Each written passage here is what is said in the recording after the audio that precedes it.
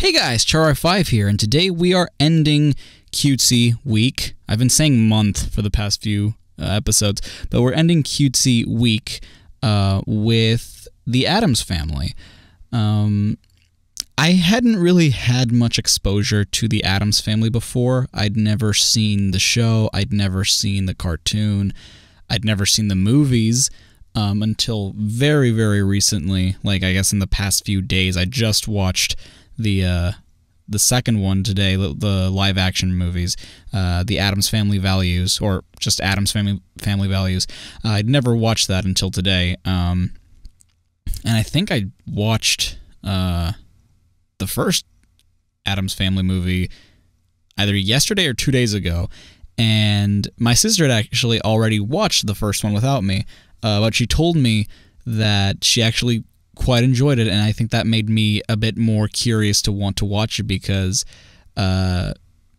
you know, she's one of those people that if she likes something, she really, really falls in love with it, and if she doesn't like it, then, you know, she hates it, or, you know, but very rarely, I think, will she find something just okay, and I think the Addams Family fell in a very weird threshold for her, where it's like, she liked it a lot, but she didn't really obsess over it, so I was like, huh, okay, very interesting, I'm very intrigued, so we watched it, and I very much enjoyed it. It actually got me super way interested in into the history of the Addams Family. So while I haven't seen, you know, most of what the Addams Family has to offer, I did end up learning quite a little bit about their history and how far back they go.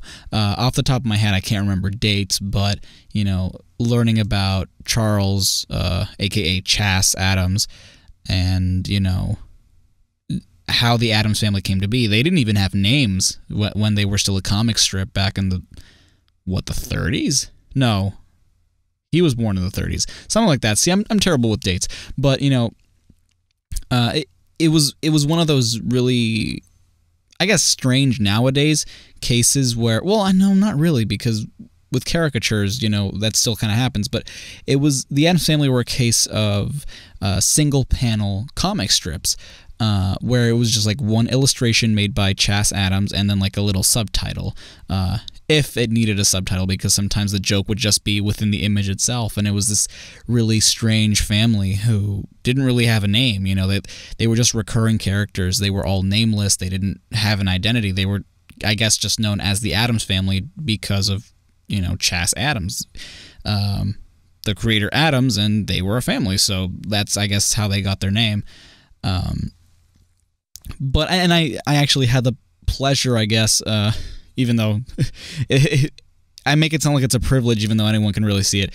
But while I was drawing these, I was looking at references, because the thing was, I was actually drawing this while I was watching Addams Family Values, sorry. And I wanted to guide myself based on their designs, because I actually really do like that. They're a little different, you know, like the actors don't 100% represent their comic book counterparts. So I wanted to sort of dive into the threshold where, you know, the twilight between the original comics and the live-action movies, but what I ended up doing was pretty much just almost by memory, even though I'd never really seen the Addams Family comics before, but almost by memory, just drawing them the way I remembered them from seeing those little bits of comics. I think what I might remember the Addams Family the most from my childhood was they actually crossed over with Scooby-Doo in the new Scooby-Doo movies, which was like the second or third season of Scooby-Doo, something like that. It was a long time ago. I guess the budget still was terrible for Hanna-Barbera cartoons. I actually revisited that episode of the series after watching the first Addams Family movie, and oh my god, it's so boring. Like, I remember loving Scooby-Doo so much as a kid, but the pacing is so incredibly strange. And like, there's still a charm to Scooby-Doo, don't get me wrong. I'm not hating on Scooby-Doo at all. I still love Scooby-Doo, but it really made me realize just how much better I think kids have it nowadays in terms of like cartoons and entertainment, because the pacing, even if the jokes suck, I still think the pacing is better, because back in the day, the pacing was far too fast. They went joke after joke after visual gag after joke, and the jokes weren't even really that funny, and they were super predictable too. Like, even if it's a joke you've never heard before, just by like context, you can infer what they're about to say.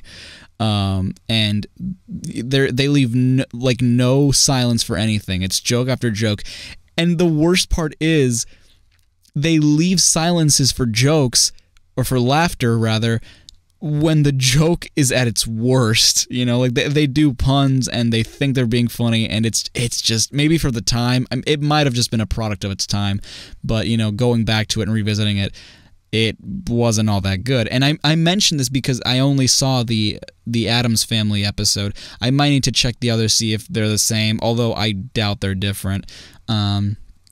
It was a cute sort of thing, and to me it was strange because, you know, it allowed me to see some of the different versions of certain characters. For example, Wednesday.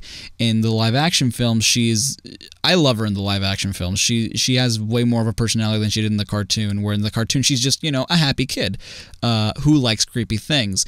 In the movies, she's way more of a creepy kid who likes even creepier things, I think.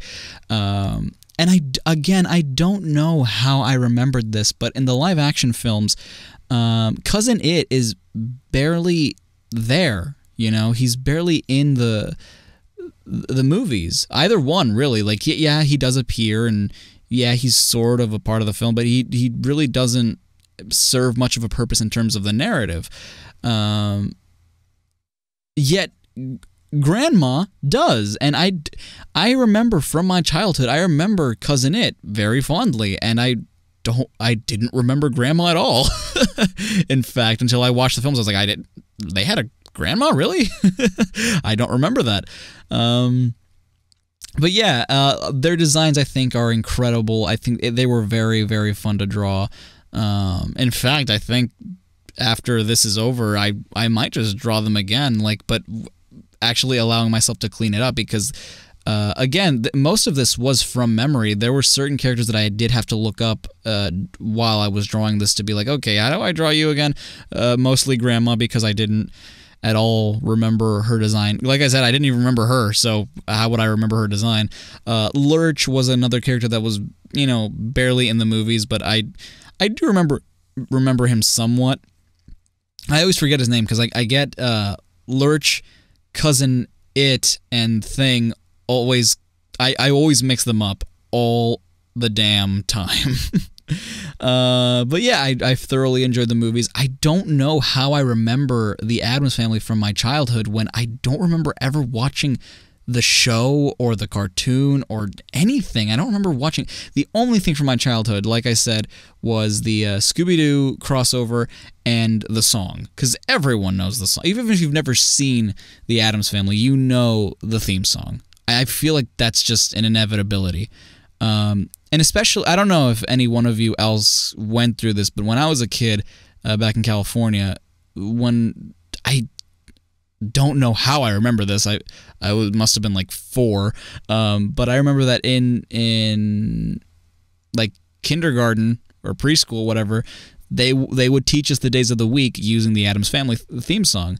You know, just replacing the words, you know, they're creepy and they're kooky, mysterious and spooky, with, you know, it's Monday and it's Tuesday, it's Wednesday and it's Thursday, and like they would just, it was Sunday, Monday, Tuesday, Wednesday, you know, like, and they'd go like that.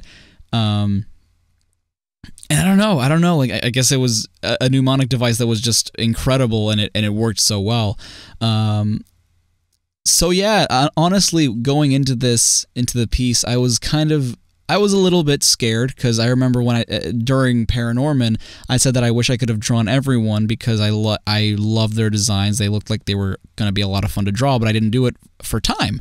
In terms of this piece, I think it's because it was more of a cartoony style. I ended up taking about as long as with every other drawing, and I ended up, this is the biggest piece probably so far in terms of how many people I actually drew, and they all wear black. Oh God. But at the same time, I didn't draw them as big as like other portraits. Like this is just a family photo of sorts. There are certain placements I wish I could have done better. Like I think Fester, Thing, and Grandmama are a little bit to the right. I didn't account for that. Gomez, I think I could have put a little bit more to the right to fill that space. I just didn't know where I wanted to place any of them.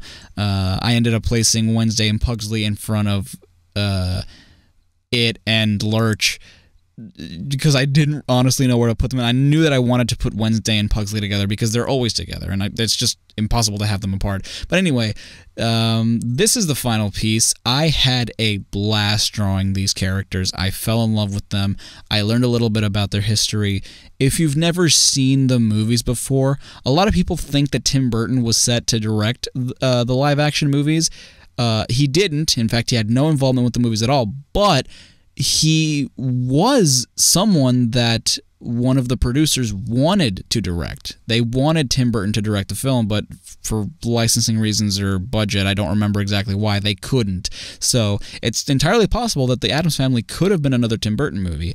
And also, I've heard that they're making an animated feature-length film directed by the dude who did Sausage Party. So I guess we'll see how that goes. I've never seen Sausage Party, but I've heard that it's very hit and miss. More miss than hit, but I guess we'll see. I would love to see another Addams Family thing now that I've, learned more about them and fallen more in love with them. But next time we see each other, I will be venturing into what we call book week or novel week. So we're going to be covering characters from horror novels or villains from, not necessarily horror novels, but, more scary characters. And most of the characters have been in movie form, but the catch is they originated from novels. And I know that technically I think The Exorcist and a few other movie monsters that we already did started in novels as well, but I think these are better known for their novels than for their movies. So, until next time, guys, thank you for watching. Stay safe and stay awesome. This is Chara5, signing off.